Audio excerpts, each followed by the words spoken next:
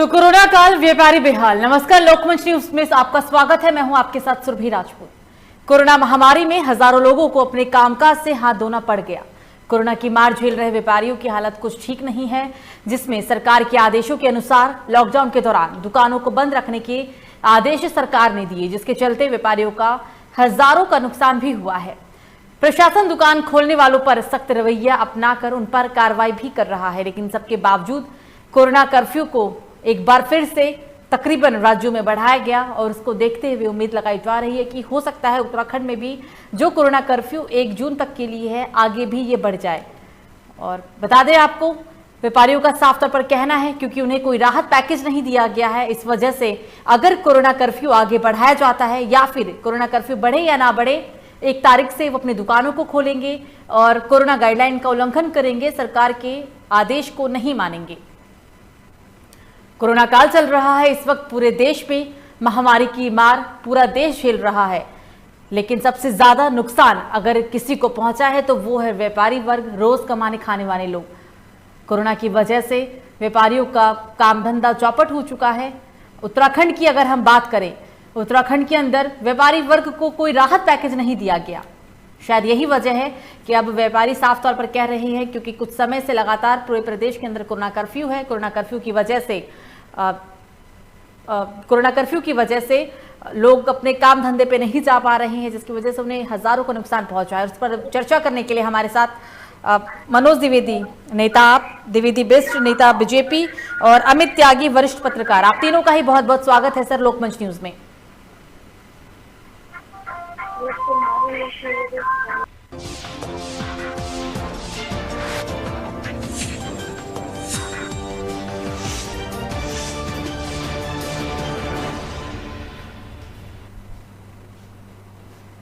खबर उत्तराखंड में आपका बहुत बहुत स्वागत है। मैं हूं आपके साथ सुरभि राजपूत। सीधे रुक करते हैं खबरों की ओर। बुलेटिन की शुरुआत करेंगे और सबसे पहले बात करेंगे उत्तरकाशी की। मुख्यमंत्री तीरथ सिंह रावत पहुंचे हैं नारायणपुरी। विधायक केदार सिंह रावत के घर पहुंचे हैं मुख्यमंत्री। विधायक केदार सिंह रावत की माता का हुआ था निधन। मुख्यमंत्री के साथ राज्य मंत्री स्वामी यतीश्वरानंद भी रहे हैं मौजूद।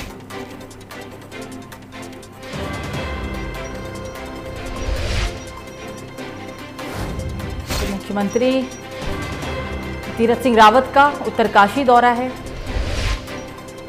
क्योंकि विधायक केदार सिंह रावत के घर पहुंचे हैं मुख्यमंत्री तीरथ सिंह रावत। बताते चले आपको कि विधायक केदार सिंह रावत की माता का निधन हुआ था, जिसके बाद उन्होंने उनके वो आवास पर पहुंचे मुख्यमंत्री के साथ। इस दौरान राज्य मंत्री स्वामी यतीश्वरानंद भी मौजूद दिखे।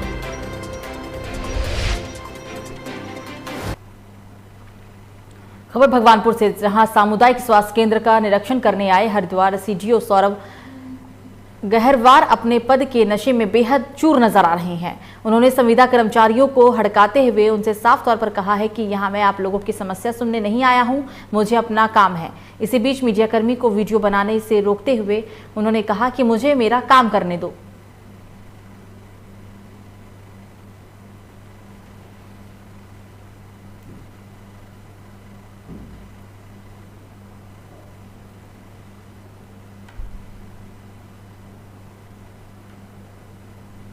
हमारा जो है प्रदेश स्तर से आंदोलन चल रहा है, उसी संबंध में आज हम जो है अपनी समस्याएं अपने सीडीओ साहब को बताना चाहते थे। जब अधिकारी इस तरह का रवैया रखेंगे और कर्मचारियों की, अधिकारियों की समस्याओं को नज़रअंदाज करेंगे, वहीं से जो है शोषण शुरू होता है। किसी भी कर्मचारी को लोकतंत्र में अपनी बात रखने का अधिकार है, ये अधिकार हमें संविधान ने दिया है और ये हमारे अधिकारों का हनन हो रहा है। एक तरफ आप कहते हैं कि कोरोना वॉरियर्स हैं, हम डॉक्टर्स हैं, हम सारी होम आइसोलेशन के पेशेंट देख रहे हैं, दूसरी तरफ हमारी बात सुनने को आप में से कोई तैयार नहीं है। तो ये पराकाष्ठा हो चुकी है शोषण की, और इसी के विरुद्ध जो है ये आंदोलन खड़ा हुआ है। हाँ, ये तानाशाही तो है कि हमारी बात नहीं सुनते हैं। हमको ये कह रहे हैं कि तुम्हारी बात सुनने के लिए थोड़ा ही ना है। अरे यहाँ पे इतना स्टाफ सारा NHM में है, ज़्यादातर स्टाफ जो यहाँ पे सब अपना कार्य कर रहे हैं। इतने तो परमानेंट वाले भी नहीं है। कभी परमानेंट वाले भी बोल देते हैं कि हाँ तुम तो कॉन्टैक्ट वाले हो, कॉन्टैक्ट वाले। ये हॉस्पिटल चल भी कॉन्टैक्ट वालों से ही रहा है। हमें आज बहुत बुरा लगा, क्योंकि जब अधिकारी लेवल पे ही हमारी कोई बात नहीं सुन रहा है तो फिर हम किसके पास जाएं। आज तो हमें ये लगा कि अब हमारे कोई सुनने वाला ही नहीं है, लेकिन हम अब भी चुप नहीं बैठेंगे। हम अपने जैसे हमारी रणनीति हम इसे ही काम करते जाएंगे। अगर हमारी मांगे, पहली बात तो हम पहली तारीख और दूसरी तारीख को हम आइसोलेशन जाएंगे। अगर तब भी सरकार हमारी तरफ ध्यान नहीं देती तो हमारी NHM के कार्य वो हैं करता, जैसे वे बोलेंगे हम ऐसे ही कार्य करते चले जाएंगे। आज दिन इतवार का है और इतवार के दिन हमारे चिकित्सा अधीक्षक द्वारा ये कहा गया था कि आज इतवार में CDO साहब का यहाँ पे जो है आना है CDO साहब ने, और थोड़ा यहाँ पे कार्य रहेगा, तो हम कर्मियों को यहाँ बुलाया गया था आज। तो उस उपलक्ष्य में जब हम यहाँ आए थे, हमने सोचा CDO साहब को अपनी जो ज्ञापन के माध्यम से अपनी समस्याओं से अवगत कराएंगे, क्योंकि CDO साहब के ऑफिस में जाना संभव नहीं है इतनी दूर तक इतने लोगों का। तो सब अपने मन की बात करना चाह रहे थे, अपनी समस्या बताना चाह रहे थे, पर CDO साहब द्वारा जो है हमें मना कर दिया गया कि ज्ञापन यहाँ ना। तो खबर भगवानपुर से, जहां थाना पुलिस ने जहाजगढ़ में 21 मई को हवाई फायरिंग करने वाले मुख्य आरोपी को गिरफ्तार कर लिया है। आपको बता दें कि सचिन कुमार ने उनके घर पर तमंचा लहराकर फायर करने व जान से मारने की धमकी देने में 4 आरोपियों के खिलाफ मुकदमा दर्ज करा था, जिसमें पुलिस द्वारा 3 आरोपियों को पहले ही गिरफ्तार कर जेल भेज दिया गया था। फरार चल रहे मुख्य आरोपी अक्षित को पुलिस ने आज गिरफ्तार किया। साथ ही साथ आरोपी के पास से अवैध तमंचा भी बरामद किया गया। आपको बता दें कि आरोपी को न्यायालय के सामने पेश किया जाएगा और इनके विरुद्ध गैंगस्टर एक्ट भी चलाया जाएगा, यानी कि गैंगस्टर एक्ट के तहत अब इन आरोपियों के खिलाफ कार्रवाई की जाएगी।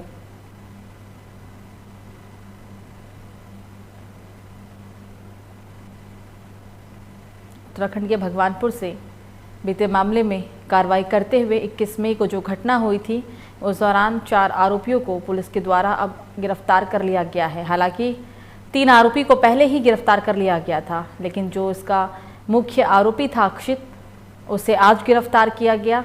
3 आरोपियों को पहले ही गिरफ्तार कर जेल भेज दिया गया है और साथ ही साथ इन 4 आरोपियों पर गैंगस्टर एक्ट के तहत मुकदमा दर्ज किया, यानी कि गैंगस्टर एक्ट के तहत इन 4 के खिलाफ आगे की न्यायिक कार्रवाई की जाएगी। तारीख को जो घटना हुआ है, इसका जो मुख्य अभियुक्त अक्षित जो है, इनको गिरफ्तार कर दिया गया है। इसका 315 बोर का एक तमंचा और एक जिंदा कारतूस हमने रिकवर किया है। इनका आगे कार्रवाई के लिए माननीय न्यायालय के माध्यम से जुडिशियल रिमांड में भेज रहे हैं।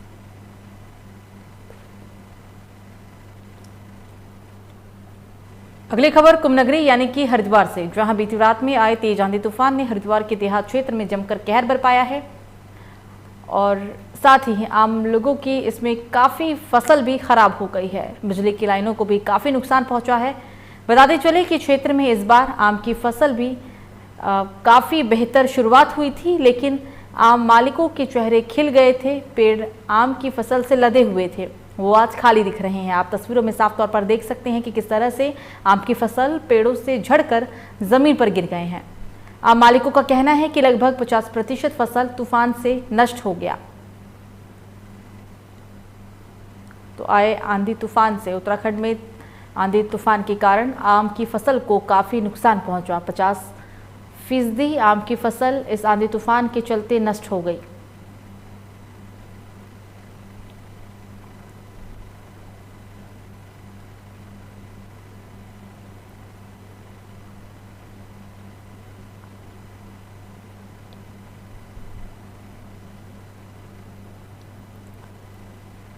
जिस तरह रात आंधी और तूफान आया है, जो हमारी थोड़ी बहुत बाढ़ से बनी हमारे बाढ़ में बहुत बड़ा नुकसान है।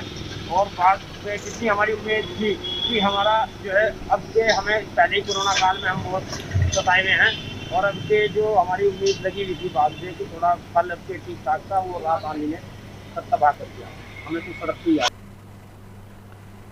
तो अगली बड़ी खबर लक्सर से, सिंचाई मंत्री सतपाल महाराज का सोमवार को लक्सर दौरा। मंत्री बाढ़ प्रभावित क्षेत्रों का निरीक्षण करने पहुंचेंगे। प्रशासन ने व्यवस्थाओं को पूर्ण करने के कर्मचारियों को दिशा निर्देश दिए। राजकीय स्कूल मैदान में हेलीपैड से पहुंचेंगे मंत्री सतपाल महाराज।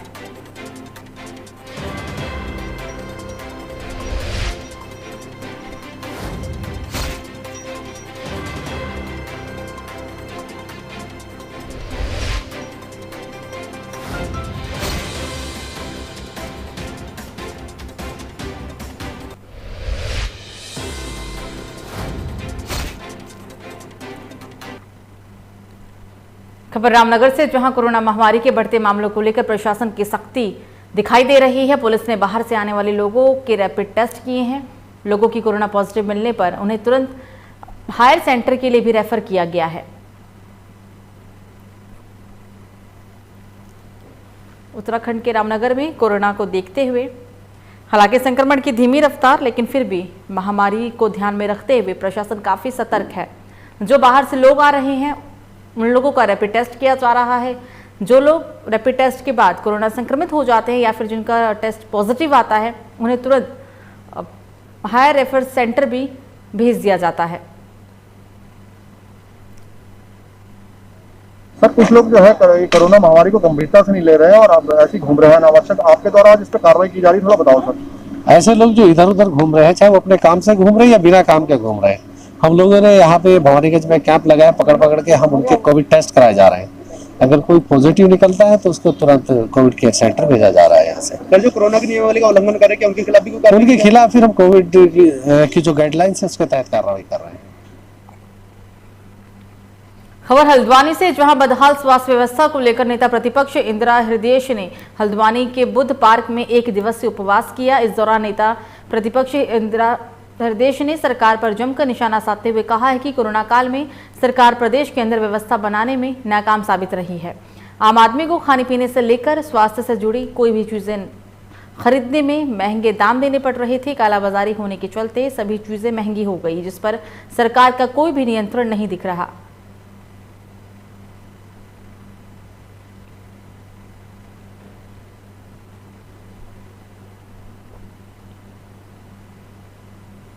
बढ़ी क्योंकि मनमाने दाम लेने के लिए उनको छूट मिल गई। इंजेक्शन वगैरह जो सरकार दवाएं थी जो ज़रूरी थी, जीने के लिए ज़रूरी थी, उनके मिलने में भी ये कठिनाई आई। उनके दाम भी 2 गुने और 3 गुने दिए गए, उसके बाद उपलब्ध नहीं।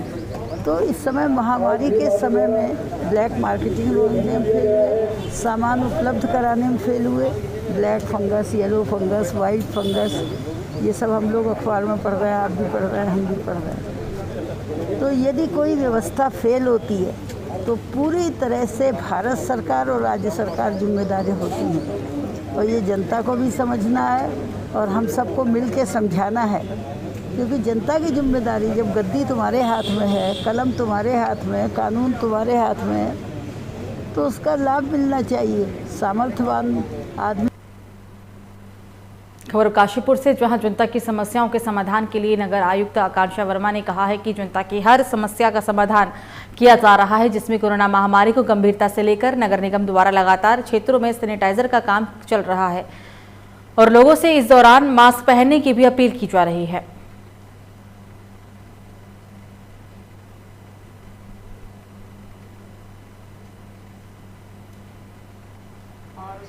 उसके अलावा हैंड मशीन भी हमारे पास।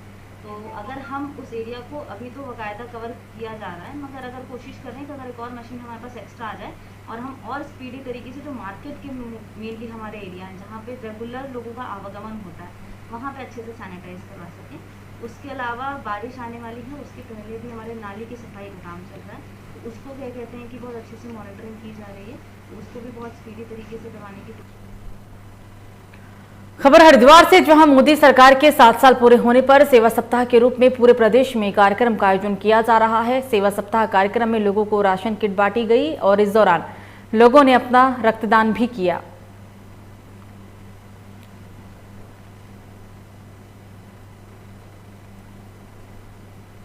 19 का पूरा पालन किया जा रहा है। आपने देखा होगा हमने कुर्सियाँ भी अलग अलग थी, हमने मास्क भी पहन रखा है और लोगों को प्रेरित भी कर रहे हैं। और यही नहीं, मास्क वितरण करना, सारे कार्य हमारे द्वारा किए जा रहे हैं। अगली खबर भी हरिद्वार से ही, जहां बढ़ती महंगाई और बदहाल स्वास्थ्य सेवाओं को लेकर उत्तराखंड कांग्रेस अब केंद्र और प्रदेश की भाजपा सरकार को घेरने के प्रयास में जुट गई है। प्रदेश अध्यक्ष प्रीतम सिंह के आह्वान पर पूरे प्रदेश में कांग्रेसी कार्यकर्ताओं ने ब्लॉक स्तर पर सांकेतिक उपवास रख अपना विरोध दर्ज कराया।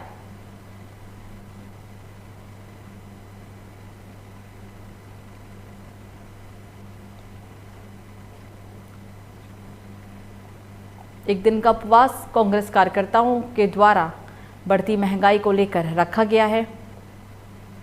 बढ़ती महंगाई है, बदहाल स्वास्थ्य सेवाओं को लेकर उत्तराखंड कांग्रेस अब प्रदेश की भाजपा सरकार पर लगातार निशाना साध रही है। प्रदेश अध्यक्ष प्रीतम सिंह के आह्वान पर पूरे प्रदेश में कांग्रेसी कार्यकर्ताओं ने ब्लॉक स्तर पर सांकेतिक उपवास रख अपना विरोध दर्ज करवाया है। ये आप तस्वीर उत्तराखंड के हरिद्वार से देख रहे हैं। एक दिन का सांकेतिक उपवास स्वास्थ्य सेवाओं को लेकर, महंगाई को लेकर कांग्रेस के कार्यकर्ताओं के द्वारा किया गया। ब्लॉक स्तर पर सांकेतिक उपवास किया गया है और सरकार के खिलाफ जमकर नारेबाजी की गई है। सरकार के खिलाफ जमकर आरोप लगाए गए हैं।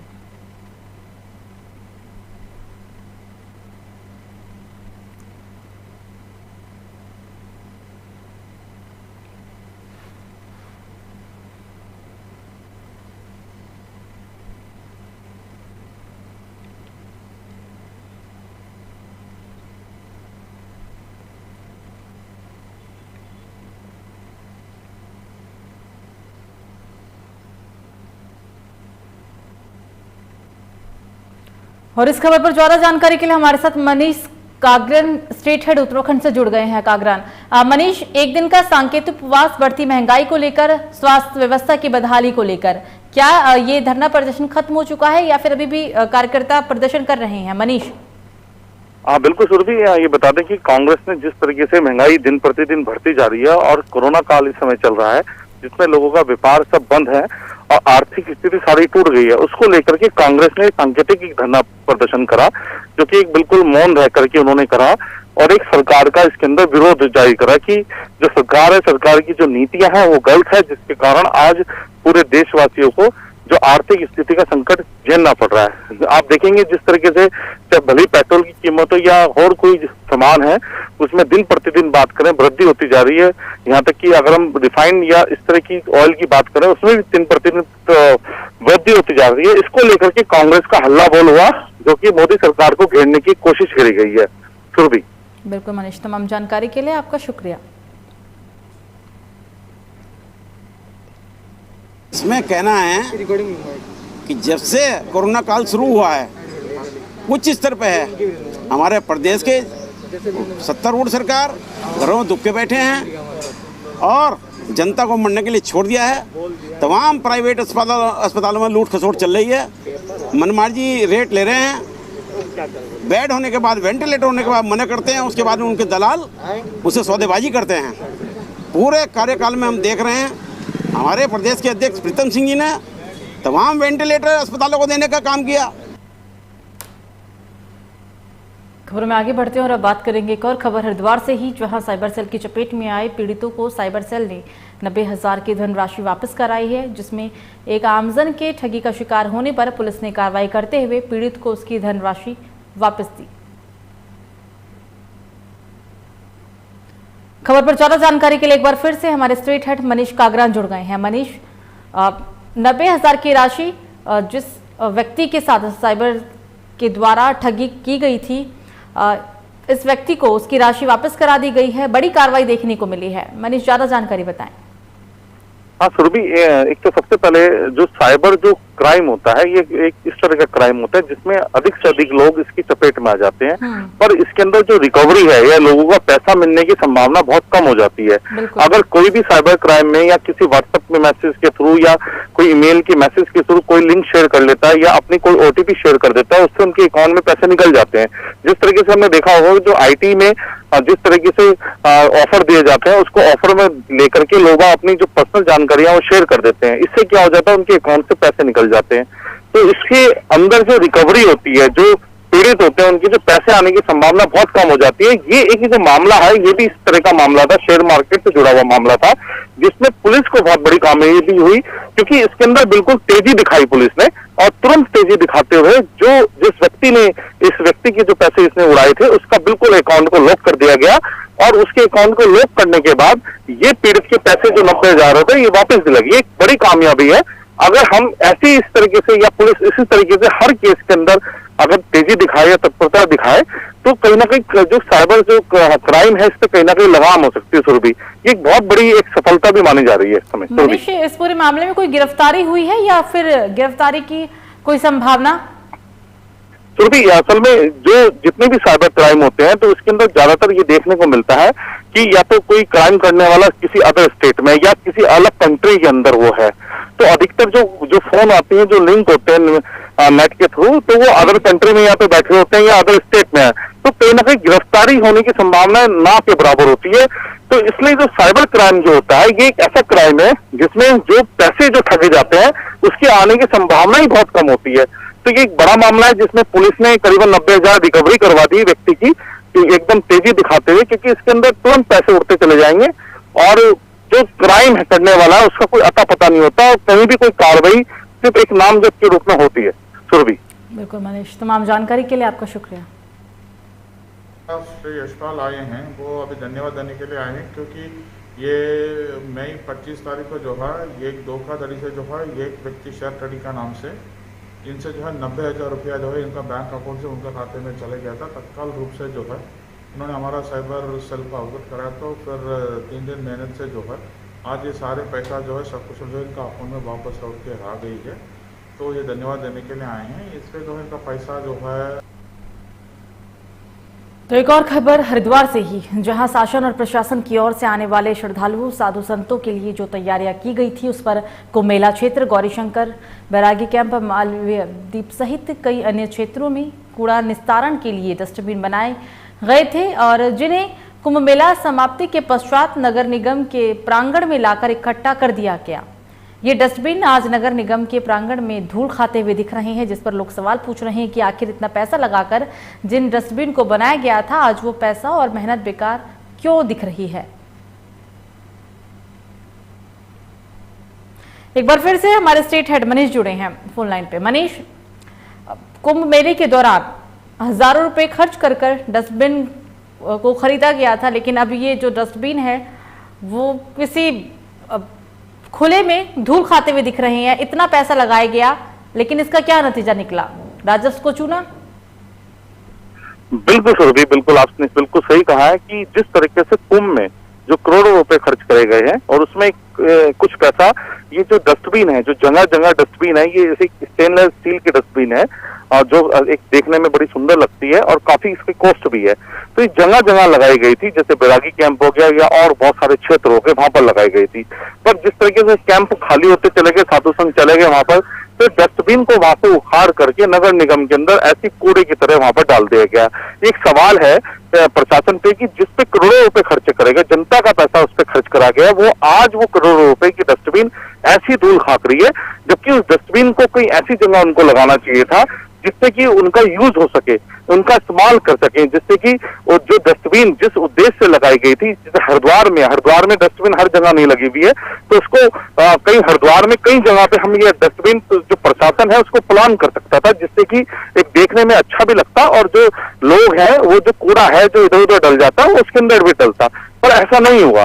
और ये जो करोड़ों रुपए की जो डस्टबिन है सुरभि, आज बिल्कुल ये जो जनता का पैसा है, जो ये करोड़ों रुपए खर्च करके डस्टबिन में महाकुंभ के लिए रखी गई थी, ये आज वेस्ट हो रही है और ऐसे ही सड़ रही है ये। जी सुरभि। बिल्कुल मनीष, तमाम जानकारी के लिए एक बार फिर से आपका शुक्रिया।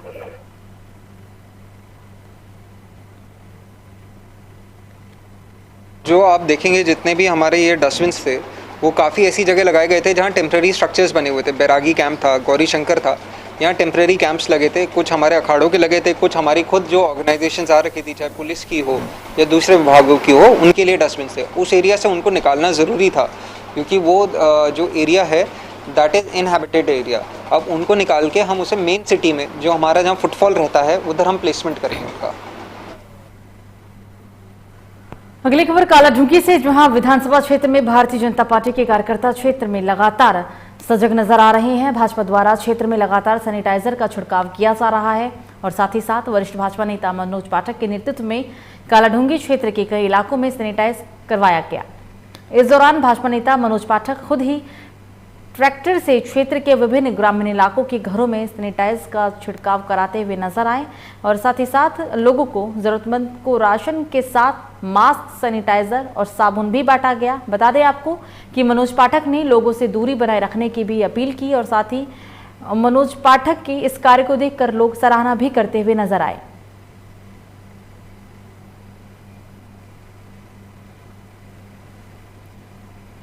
भाजपा नेता का सराहनीय कार्य उत्तराखंड की कालाढूंगी में कोरोना को देखते हुए, संक्रमण को देखते हुए कालाढूंगी के कई इलाकों में सैनिटाइजर क्षेत्र को किया जा रहा है ताकि संक्रमण की चेन को तोड़ा जा सके। और अच्छी बात इसमें यह रही कि मनोज पाठक खुद ही ट्रैक्टर से क्षेत्र के विभिन्न ग्रामीण इलाकों के घरों में सैनिटाइजर का छिड़काव करते हुए नजर आए हैं। और इस खबर पर ज्यादा जानकारी के लिए हमारे साथ मुकेश जुड़ गए हैं फोन लाइन पे। मुकेश, भाजपा नेता का एक सराहनीय कार्य, क्योंकि संक्रमण की रफ्तार है उत्तराखंड में, संक्रमण के बढ़ते मामले, और ऐसे में उनका ये सराहनीय कार्य। मुकेश, सर बताना चाहूँ कालाढूंगी क्षेत्र में पूर्व प्रदेश प्रमुख और क्या वरिष्ठ भाजपा नेता मनोज पाठक द्वारा सैनिटाइजर अभियान लगातार जारी है। बीते कोरोना काल में भी इनमें सैनिटाइजर लोगों को मदद की गई। हालांकि इस कोरोना काल में भी लोगों को कोरोना का जो नियम का पालन है उसका पालन करते हुए सैनिटाइजर किया जा रहा है और ग्रामीण क्षेत्रों में लोगों को कोरोना के प्रति जागरूक किया जा रहा है। जी बिल्कुल मुकेश, तमाम जानकारी के लिए आपका शुक्रिया।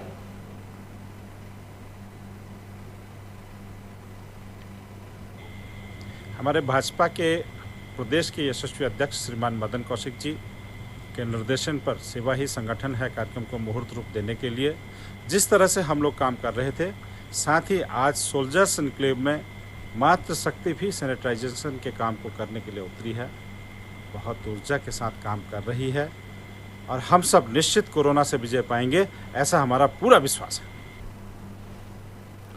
खबरों में आगे बढ़ते और अब बात करेंगे उत्तराखंड के लाल कुआं की, जहां पूर्वी मंडल के अध्यक्ष दिनेश खुलबे ने आयोजित प्रेस वार्ता में कहा है कि राज्य सरकार कोरोना महामारी को लेकर काफी गंभीर है। उन्होंने ये भी कहा कि प्रदेश के मुखिया तीरथ सिंह रावत द्वारा गांव में टेस्टिंग टीम भेजकर लोगों की कोरोना जांच कराई जा रही है। प्रधानमंत्री नरेंद्र मोदी की पहल थी कि लोगों की अधिक से अधिक टेस्टिंग हो और इससे कोरोना में काफी कमी भी आई है। उन्होंने ये भी कहा कि भाजपा कार्यकर्ता का सेवा ही संगठन के दूसरे चरण के तहत लोगों की मदद कर रही हैं। इस खबर पर ज्यादा जानकारी के लिए एक बार फिर से हमारे फोन लाइन पर संवाददाता मुकेश जुड़े हैं। मुकेश, लाल कुआं के अंदर पूर्वी मंडल के अध्यक्ष दिनेश खुलबे ने प्रेस कॉन्फ्रेंस के दौरान कोरोना महामारी को लेकर कई बातों का जिक्र किया है। उनका कहना है कि इलाके के अंदर कोरोना टेस्टिंग कराई गई ताकि कोरोना संक्रमण की चेन को तोड़ा जा सके और प्रदेश की स्थिति अच्छी हो। मुकेश जी सर, भी बताना चाहूंगा, ये पूर्व के मंडल अध्यक्ष हैं, कहते हैं आपके दिनेश खुलबे जी ने सीधे राज्य सरकार की तारीफ करते हुए कहा है कि राज्य सरकार द्वारा जो ग्रामीण क्षेत्रों में कोरोना टेस्टिंग की जा रही है उससे कहीं न कहीं कोरोना में कमी आई है। और साथ ही उन्होंने प्रधानमंत्री नरेंद्र मोदी की तारीफ भी की है। उनके नरेंद्र मोदी की जो पहल थी कि लोगों की लगातार टेस्टिंग हो, वैक्सीनेशन भी हो, इसको लेकर राज्य सरकार पूरी तरह गंभीर है। कोरोना काल को लेकर जिस तरह राज्य सरकार ने कदम उठाए वो सराहनीय है। उन्होंने कहा कि अगर जिस तरह जो तेजी चल रही थी उसमें कमी भी आई कोरोना काल में। बिल्कुल मुकेश, तमाम जानकारी के लिए हमसे बातचीत के लिए एक बार फिर से आपका शुक्रिया।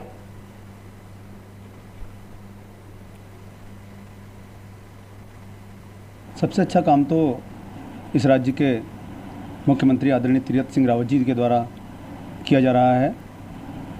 जिस तरीके से वो गांवों की चिंता कर रहे हैं, गांवों में कोविड टेस्टिंग की टीमें जा रही हैं और अलग अलग स्थानों पर पूरे परिवारों का जिस तरीके से वो टेस्टिंग कर रहे हैं, यह एक सकारात्मक कार्य है।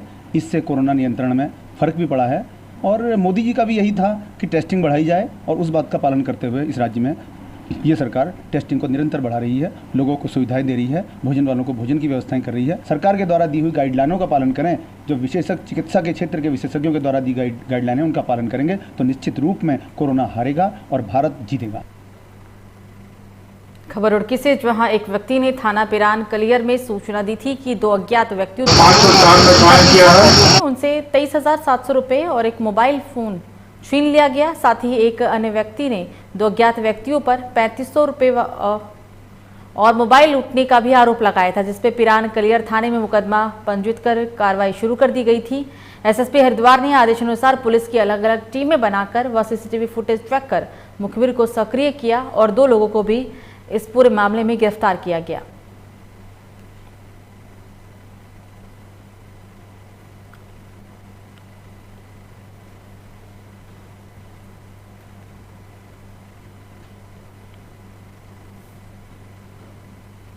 दो लूट का घटना का खुलासा आज हम कर रहे हैं। इसमें 2 लोगों को हमने गिरफ्तार किया है, एक सादिक है और एक दीपक है। इनका द्वारा जो है 2 जो यूपी का मजदूरों से लूट का घटना की गई है। इनसे लगभग 6,000 रुपया हमने बरामद किया 2 घटना सम्मिलित करके, और एक मोबाइल फ़ोन हमने बरामद किया है। ये दोनों का ऊपर जो है पहले भी 392, 302 का आपराधिक इतिहास है, और ये सादिक जो है 302 में जो है आजीवन कारावास का दंड देने को मिल चुका है, अभी वर्तमान बेल में है। फिलहाल बुलेटिन में मुझे दीजिए इजाजत। लोकमंच न्यूज पर खबरों का सिलसिला जारी रहेगा। नमस्कार।